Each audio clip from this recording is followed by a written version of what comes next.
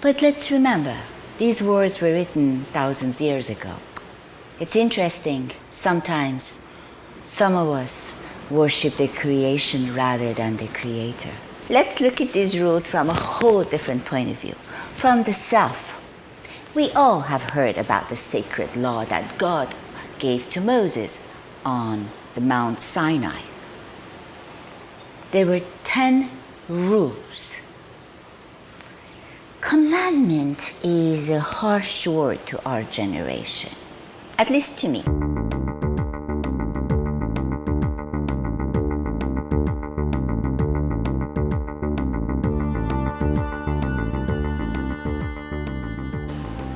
If I'm told that you must be doing this or that, I naturally build a defense walls against it.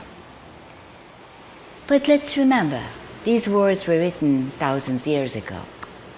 And commandment also means that sacred laws for us to be in harmony with ourselves, to know our God, and with each other, that we live in a state of peace. Let me read from the Bible. And God spake all these words, saying, I am Lord thy God, which have brought thee out of the land of Egypt, out of the house of bondage. Bondage here is a very interesting word, because God is trying to describe to us that the 10 spiritual rules will set us free out of bondage. What does bondage mean? Bondage means depression, anxiety, frustrations, expectations that are not met. We experience all these things at every moment of the day, but if we're stuck in it, if we can't move on, and it's like a force that it's holding us down, it's bondage. Now, let's read and know what will set us free from the bondage. So, thou shalt have no other gods before me. God is trying to say that if we put Him first in our lives, our whole set of pattern of living, thinking, emotions will be changed. Because now we have an anchor, and the anchor is between us and the heaven, and it's God Himself. Thou shalt not make unto thee any graven image, or any likeness of anything that is in heaven above, or that is in the earth beneath, or that is in the water under the earth. Interesting. All the elements. The air, the sky, the water, the earth. So the natural world, God is telling us, anything in the natural world is not to be worshipped. It's interesting, sometimes some of us worship the creation rather than the creator. God is making us mindful of understanding our position and Him in our lives.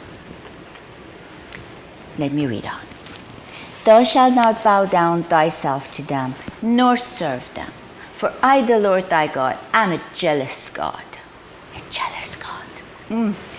Visiting the iniquity of the fathers upon the children, unto the third and fourth generation of them that hate me. This sounds harsh, doesn't it? But let's look at it from a whole different angle. The angle is when we are not in tune with the ways of heaven. God and ways of heaven is love, compassion, harmony. And if we are not in tune with it, we do bring hardship upon ourselves. Our family will face it, our friends and our co-workers, our homes, our environment. We're not kind to our environment, nor we are kind to our husband or wife. It's like a affect the way we live, the way we see things. And then also the Lord says, and showing mercy unto thousands of them that love me and keep my commandments. So by knowing these universal set laws of living in peace and harmony with God and with one another, we will be happy. That's what God is saying. That we will have the love that we will have for Him. It will shine through us. That we will, respect one another. We will respect our environment. We will love not just our God, but we love everything that pertains to our world. 6 days thou shalt labor and do all thy work, but the 7th day is the Sabbath of the Lord thy God. God is basically telling us that we should not be out and about on our mojos and our, whatever our needs, our physical needs are on every day of the week. We need to take some time out. We need to experience the world beyond our world by our thoughts, by reading a poem, reading the Bible, maybe watching a movie that is affecting our moral codes, walking in the park, being in the nature, just being in prayer. God says we need to take time out of our daily chores and spend with the beauty that is all around us. It's very interesting with the 10 Commandments. The first 4 are related about our relationship with God, which it needs to be our anchor, our understanding, our sole purpose. Faith, hope, all that is part of it. Love. And the next is our relationship between us and others.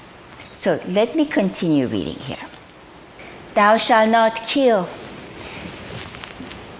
Thou shalt not commit adultery. Thou shalt not steal. Thou shalt not bear false witness against thy neighbor. So all these things, let me rephrase them. I don't want anybody to steal from me. I don't want my spouse to commit adultery on me. I don't want anyone to come and kill me. And what else was there? False witness, exactly. I don't want people to say gossip about me or, come to court and lie for something that I didn't do that they say I did just to, victimize me. Let's look at these rules from a whole different point of view, from the self. As we don't want to be hurt, nor abused, nor stepped upon, or lied to, that's what the commandments are. So the commandments are about our relationship with God, which Jesus described it all in one sentence, and our relationship with our fellow man.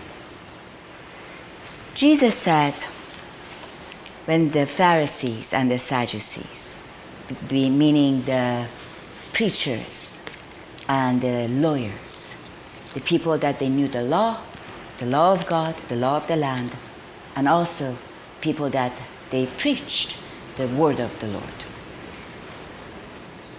One of them asked, so Master, which is the great commandment in the law? Jesus said unto him, Thou shalt love the Lord thy God with all thy heart, and with all thy soul, and with all thy mind. Meaning, if you love God with all of your being, you want to please your Maker with your thoughts, with your compassion, with your words, and your deeds, then that is the greatest commandment of all. So it's all summoned by Jesus and by the New Testament letters which they're called epistles, if you have to know that, Letters, in these letters, love is manifestation of God in our world. We see that in the natural world, and we all want to experience that. We all expect to get it from our parents, from our loved ones, boyfriend, girlfriend, spouse, brother, sister. So if our focus is true love, that only can shed goodness and light to ourselves and to our world, is the key for the commandments. Let us love one another, and let us love God. It's the greatest commandment of all.